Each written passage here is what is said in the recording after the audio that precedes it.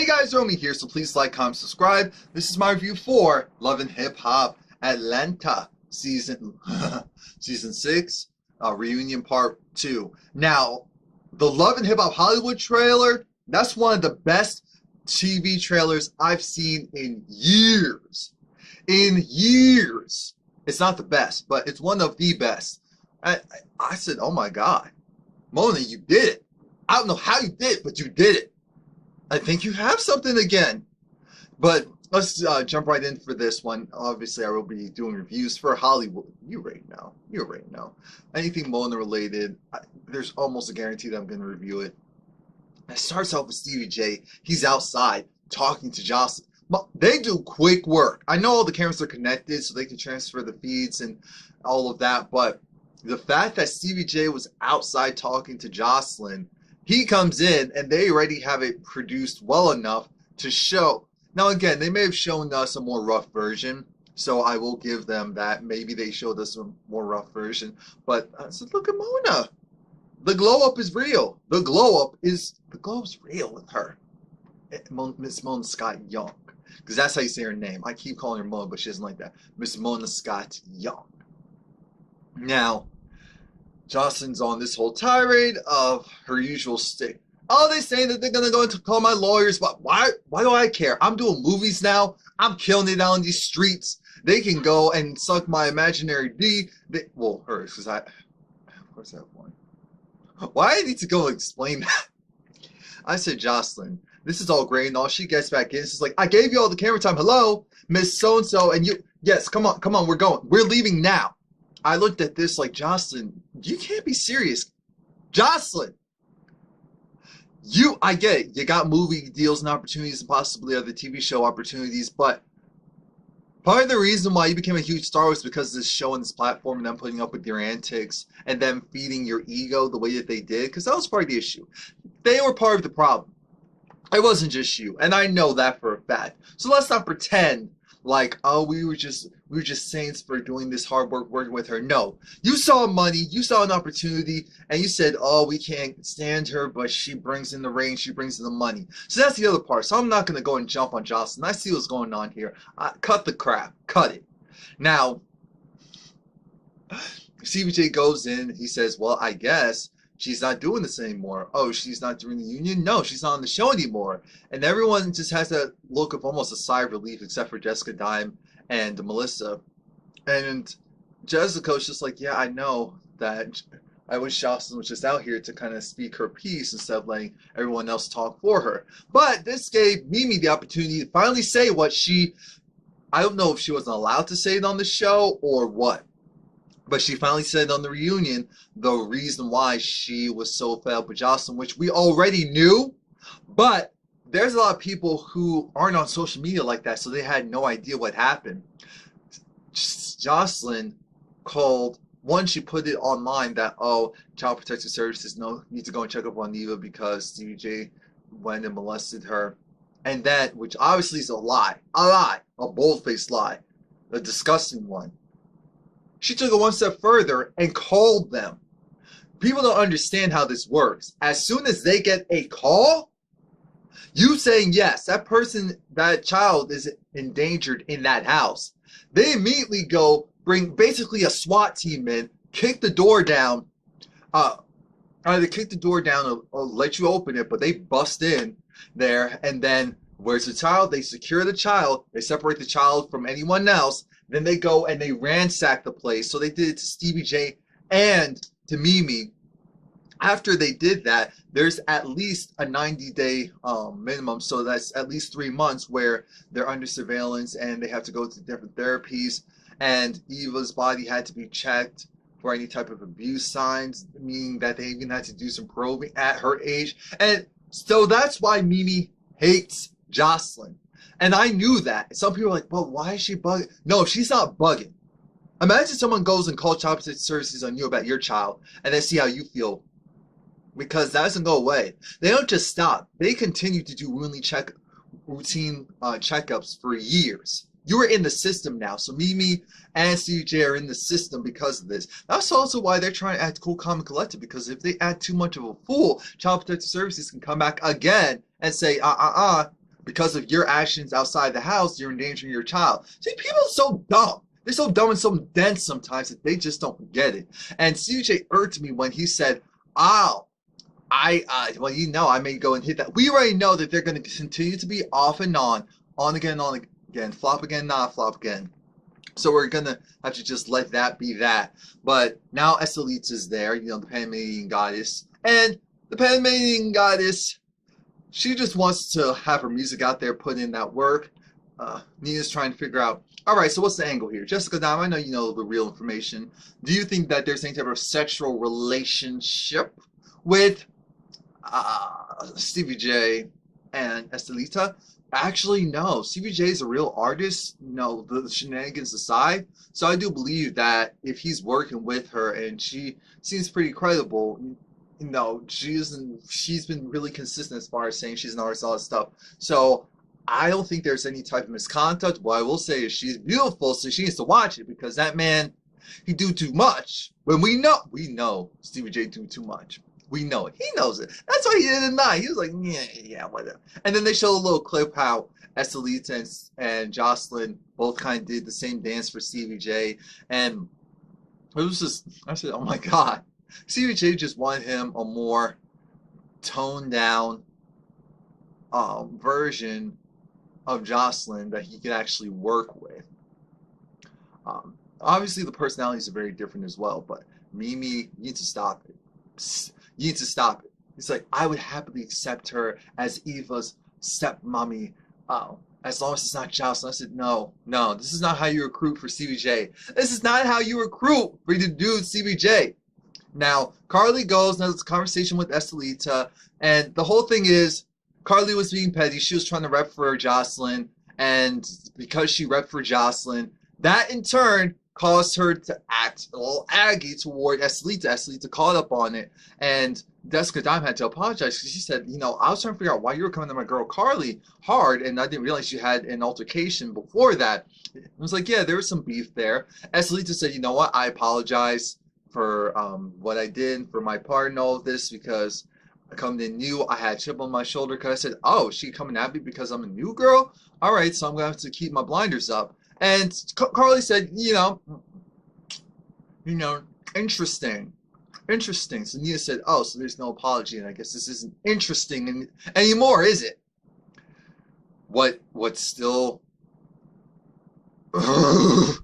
is Mama Dee and Ernest. I feel so bad for Scrappy because, oh, the last thing we want to hear is them talk about their sex life. No, we don't. No, we don't. No. Oh, Mama D's saying how Ernest eat the kitty cat. Scrappy's rage just keel over because Mama D's like, why are you too worried about your mama and going being over there with her? Why don't you go and worry about being here? Mama D's in her own world talking while Ernest is trying to talk to her. Everyone's cackling because this is funny. Mama D's just like, look, she loves her husband. She knows her husband loves her, but her husband loves his mother a little bit more, and it does conflict in their marriage. Ernest is now contributing to some of the bills. Ernest said, I've always contributed. He said, no, it's in a tangible way. I could not. I really couldn't. I really couldn't. I looked at this like, this is some fool. You know. She even found his stash of cash, pilfered it, and he was like, wait, that makes sense. I was trying to figure out where it was going. I looked at this mess like, this is real. I don't care what one says, this is real. This is real. This was really needed. I loved it because it was just a break from the monotony of it all. It was just a nice moment where they're still working on their relationship. Mama D's like, as Ernest sucks on her tea instead of his mom's tea. Stops doing that, then we're cool. I looked at this like, Jesus, I can't. Mama D, please stop. Next thing we know, we see this Tommie being Tommie, which is entertaining as always. The whole thing is lovely Mimi kind of comes into the fray, and there's this instant argument between lovely Mimi and Carly because it's like, oh, you should be embarrassed because whatever that shop you've been doing, you've been on the show for all these years, and look what you come for. And Carly's just like, well, wait a minute. First of all, you should be embarrassed by what you look like, what you say, how loud you are. Literally, you say, yeah, I'm loud. I know I'm loud. I know I'm loud. I know I'm hood. I know I'm ghetto. I get it. I said, oh God, I'm lowering the volume. I'm lowering the volume. I'm lowering the volume. Okay, continue. Now, it was just stupid. It was 2 minutes of Carly saying she has this, she has real jewels on, lovely Mimi, you don't even have your nail tech permit and all that, you didn't get the full certification, and Tommie was just like, oh, well, these nails look fire, so I don't know what you're talking about. Oh yeah, but she doesn't own her own shop, she doesn't actually own that shop, she just rents it. I'm thinking, you rent your space that you have for your shop, so what are you talking about? Hello? We're not stupid. How else would lovely Mimi get her own place so quickly? Like, come on now. We're not stupid. We're not stupid. I don't care. So then it switches over to, because they were like, lovely Mimi, he needs to stop this. He needs to stop this because we're going to take you off the stage. Okay, I'm sorry. Now, Sierra, she comes into the fray and says, you know what, lovely Mimi, I don't like you. Our personalities are completely different, but I do respect the hustle. I said, thank you. Finally, someone respected my hustle. I said, okay, cool. We can calm it down. I don't know why, but I was internally cackling when Tommie and lovely Mimi were kind of tag teaming Carly because you know they have a reason to tag team. Now it's time for the Jamaica trip. And they talked about how Rashida was kind of over the fact that Kirk was there because she just wanted to trip with the girls, but she still had a lot of fun. This whole weird thing of maybe Carly and maybe Carly and Jock did have a little something in Jamaica, which is weird because they were all together in the same room, kind of just chatting it up, and Carly left with the Mimis, so they're trying to figure out how did that eventually happen. Now, things get a little complicated because we bring in Treasure. You're like, who brings an intern on a romantic getaway? I said, come on, we're not stupid. This is for show purposes. He was like, I'm going to bring her, going to make Carly a little bit jealous just because, make her shook, make her wonder why isn't there another woman there.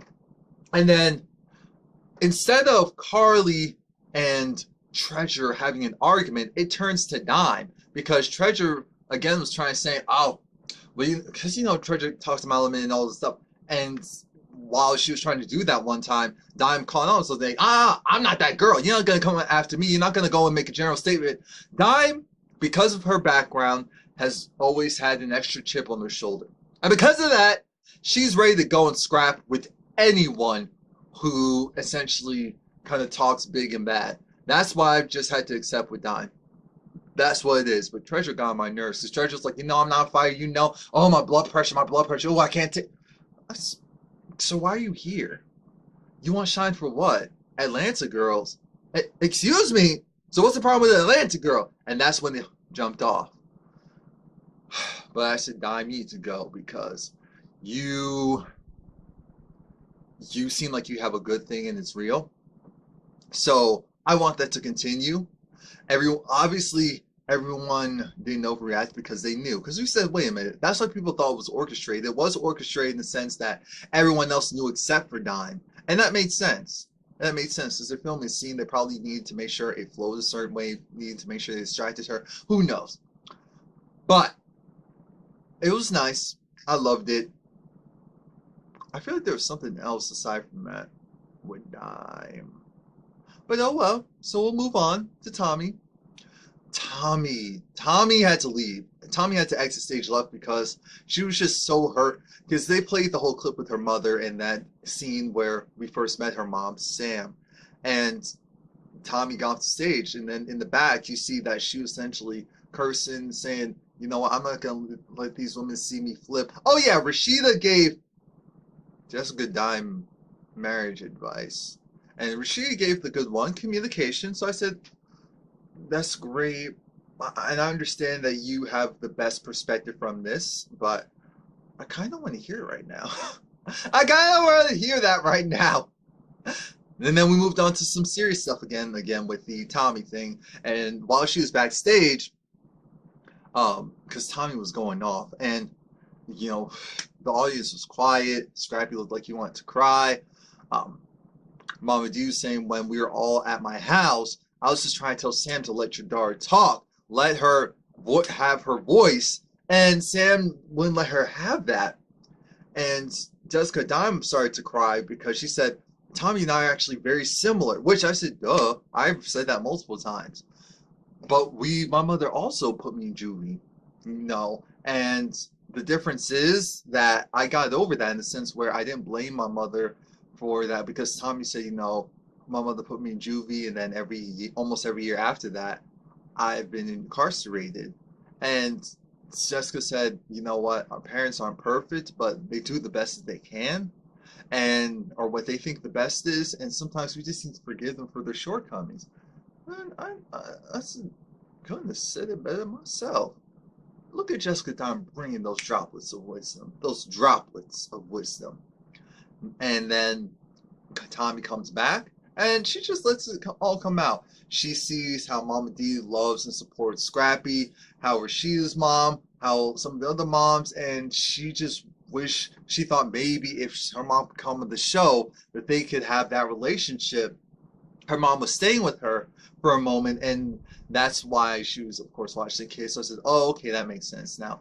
But she was trying to figure out maybe her mom thought that this was just a game and that she had to turn up because that's what it took to stay on the show. But no, that's not why I invited you here. I invited you here because I want... Oh, Bixby was listening to me. I invited you here because I want... Looks like there's a bit of problem. Let's check back later.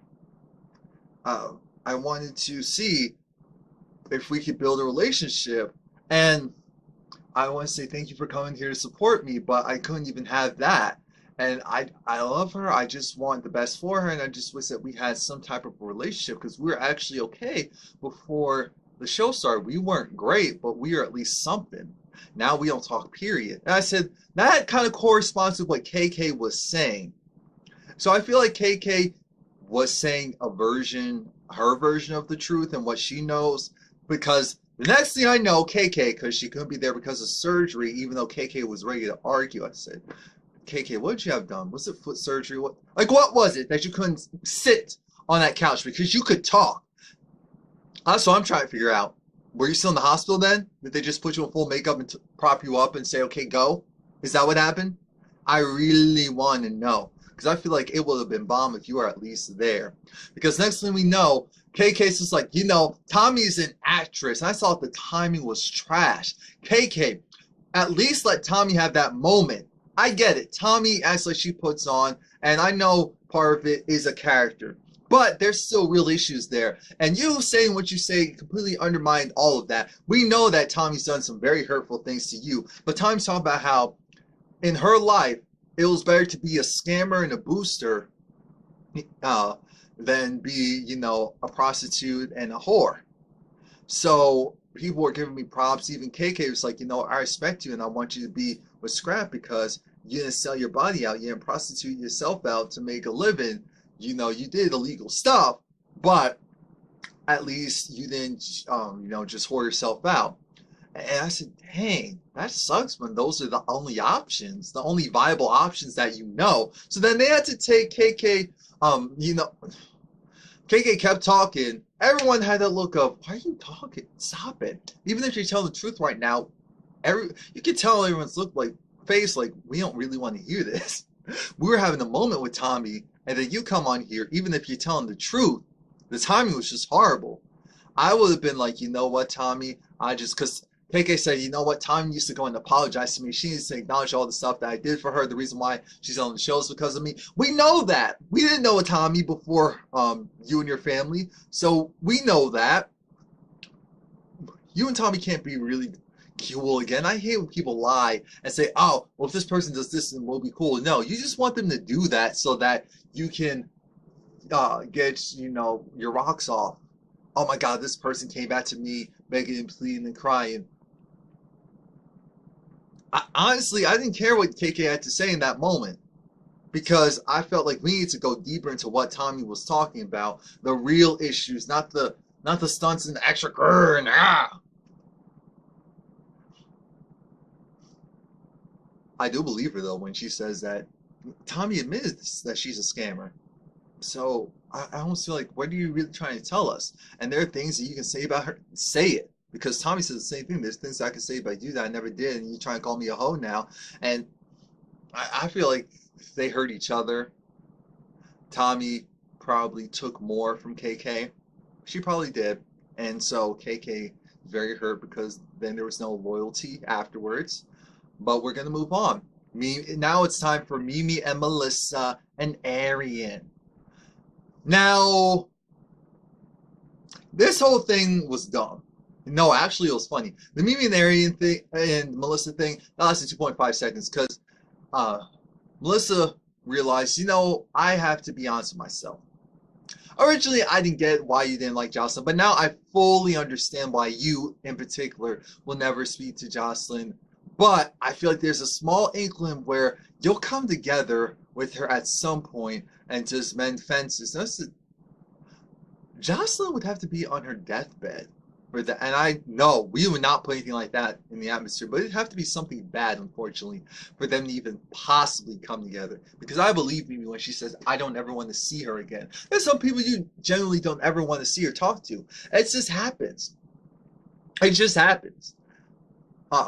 But the real conflict was Arian and Melissa. Arian and Melissa, their issues are,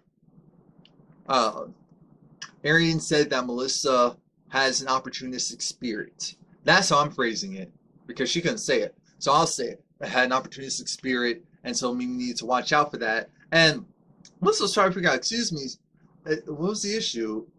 We had sex. I thought you were cool. Now you're trying to call me a grade A scammer? Like, what's the problem?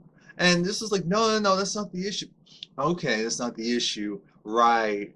You know what? You have a good life. You're evil. You create this pretty picture. You wear these nice dresses, makeup. You look great. You act like you're pure. You act like you like one of the green people. What was it? Go green type of person. I said, yeah, that definitely sounds like the picture that Arian painted for all of us. But that's not you at all. It's not you.